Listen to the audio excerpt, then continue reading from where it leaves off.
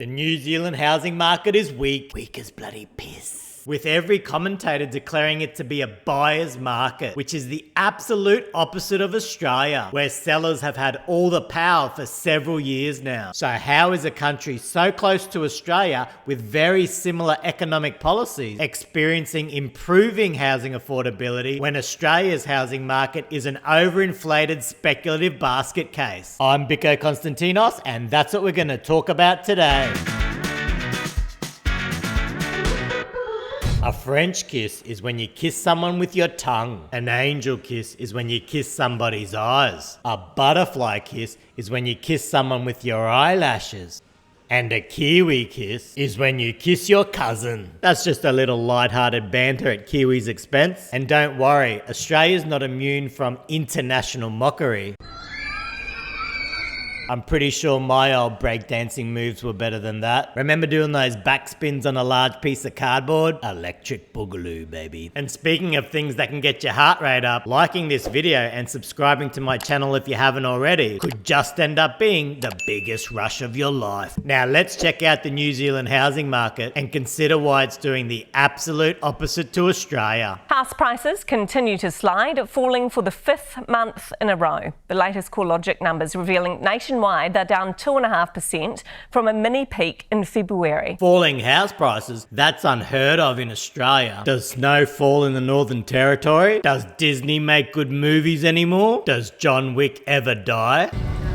Well, neither do house prices fall in Australia. They've fallen 16% from the boom days in January 2022, with the average house price now just over $800,000. 16% is a lot, but it also means many areas have fallen way farther than that. Now, an average price of over $800,000 is extremely expensive, so New Zealand house prices really are some of the most unaffordable in the world. But the difference is they've seen a sharp decline in house prices and continue to see a lot of selling pressure. Right now it's very clear the power is on the buyer's hands, and that's meaning values are still continuing to fall away, probably a little bit longer, and then we'll see what happens in spring. Just imagine how badly first home buyers would love to have the power in Australia. In cities like Brisbane and Adelaide, first home buyers have seen prices rise over 50% in a few short years, and even after 13 interest rate rises, there's still absolutely ridiculous demand for houses. This is a first home buyer's worst nightmare, but over in New Zealand, there's a lot of stock, not much demand, so buyers have time to look around and negotiate for a better price. Now, above this zero line shows when prices are rising, and below shows when prices are falling. So post-COVID, we saw this massive spike, but in New Zealand, it dropped off a cliff, and then we saw sharp declines. 2023 saw some very moderate rises, but just recently, prices seem to be falling again. Measuring from the peak, this dotted line shows that national house prices went down, saw a slight recovery,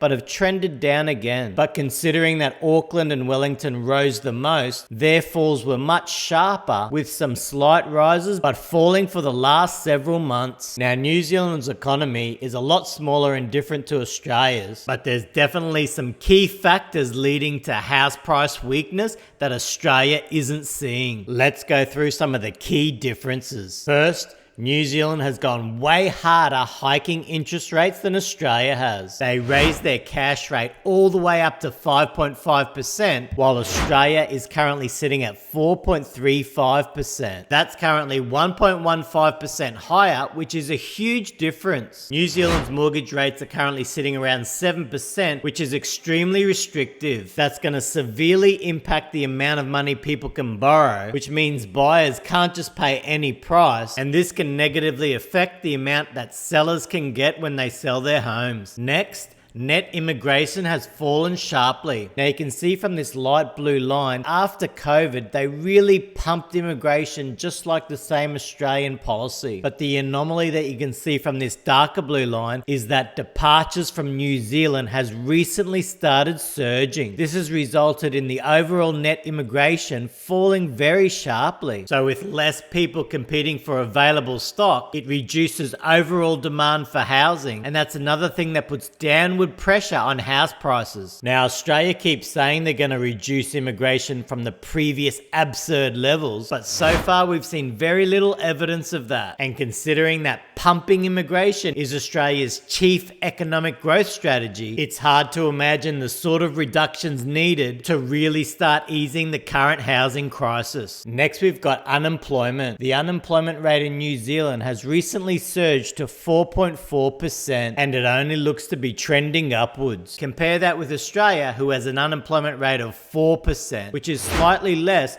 but also trending upwards. But in New Zealand, when you look at the underutilization rate, which combines unemployment with underemployment, meaning people aren't working full time, it's now jumped to a whopping 11.8%. Now, unemployment and underemployment definitely has an impact on house prices. When more people are out of work or not earning as much as they would like, if they're first home buyers, most of them won't be able to afford a home. But if they do own a home, some of them may not be able to keep paying the mortgage, especially if they've lost a job and can't find another one quickly. And if we happen to see forced selling due to inability to pay mortgages, that's when house prices can really crash. Australia and New Zealand haven't really witnessed a full-blown housing crash, but a high unemployment level could be a trigger because the average mortgage amount in Australia and New Zealand are now at all-time highs, and they have to be because houses are so bloody expensive. Now, lastly, and probably most importantly, New Zealand policymakers actually want house prices to fall. This is unheard of in Australia because we're a nation obsessed with never-ending property gains, and we'll do everything we can to continue this housing Ponzi, no matter if we destroy the entire economy and society in the process. Minister for Housing Chris Bishop says he wants to see average house prices continue to fall, even if it makes existing homeowners nervous. This is a country that's already seen sharp declines in house prices. If he said that in Australia, he'd be put in jail for treason. The senior coalition government minister told reporters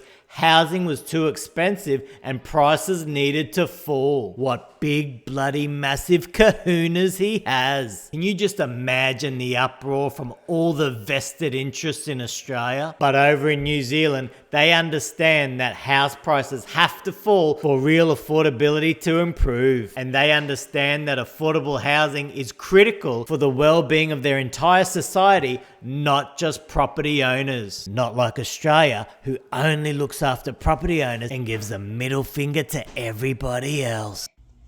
A government that actually wants house price declines? Unbloody heard of. The Reserve Bank of New Zealand have shown that they'll keep interest rates as high as they need to smash inflation back down to their targets. Net immigration's falling sharply while unemployment is starting to surge. This has seen house prices decline sharply, which the government is happy about, and crazier, they'd like to see house prices fall even more. All the while, Australia keeps pumping the housing Ponzi with mass immigration, low interest rates, and ultra generous taxation deductions for property owners. I'm Biko Konstantinos.